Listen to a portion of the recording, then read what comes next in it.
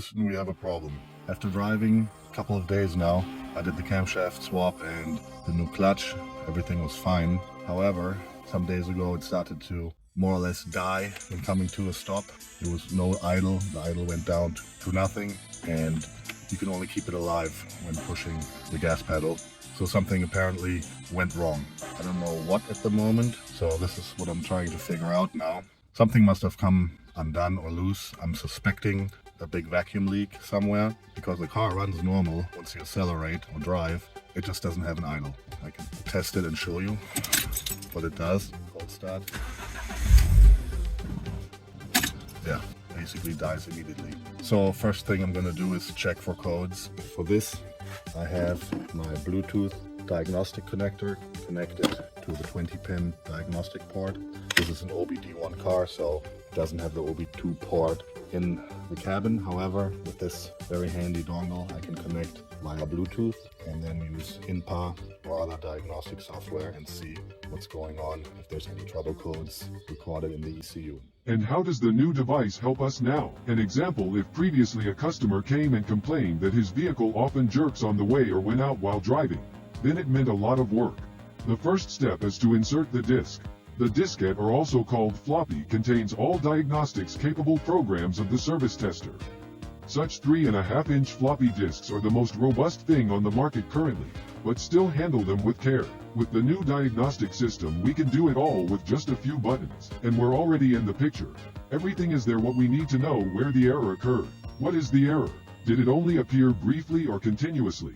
And under what conditions it was captured? I have INPA open now, and we're going to go to E36, to engine, and then select the ECU for this car, which is BMS 43, M43. Double click, and it connects just fine. Okay, there's an error about the language, don't matter. Acknowledge, and here we're in. So first thing, we're going to look for codes. F4, error code, and read with F1 the error memory if any codes are stored. It's more or less showing a couple of codes. Lambda Regelgrenze means it's the O2 sensor limit is reached. As well, we have mass airflow sensor error. This one probably because I disconnected it just to see if it runs any better, which it doesn't, so you can ignore this one. However, this one means that the ECU is trying to adjust for some kind of vacuum leak condition, lean condition, and it has reached the limit of what the ECU can adjust. So this is an indication that we have a vacuum leak somewhere. Hopefully that's all. So let's check the engine and see if we can find any hoses loose, and just do a general check of all the connections. For a first general check, I'm just gonna look at the obvious things. If there's any hoses loose, this is the PCV connector, which looks fine. Also back here, see anything? This is also another culprit, the brake booster connector, but however, this one also looks to be fine.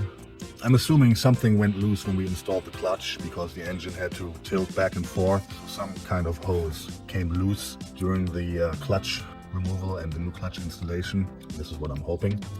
This boot also is prone to crack. However, this looks all tight. Here also, this is the idle air controller. They have issues sometimes. This is the tank ventilation, also nothing. This is the diesel control unit. Back connection of the PCV also looks to be in order.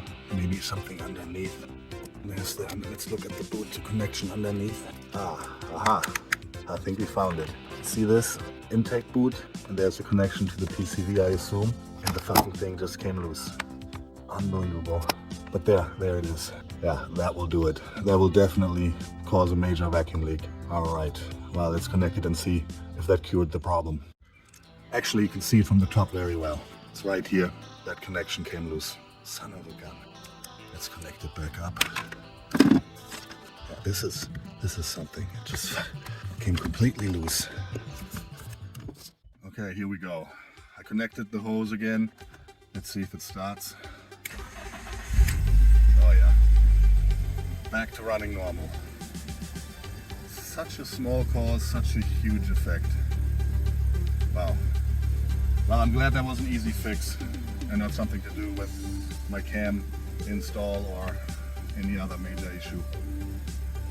Wow, really glad this worked out so easily.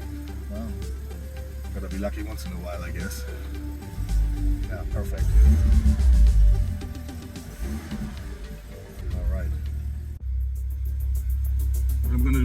clear the error codes.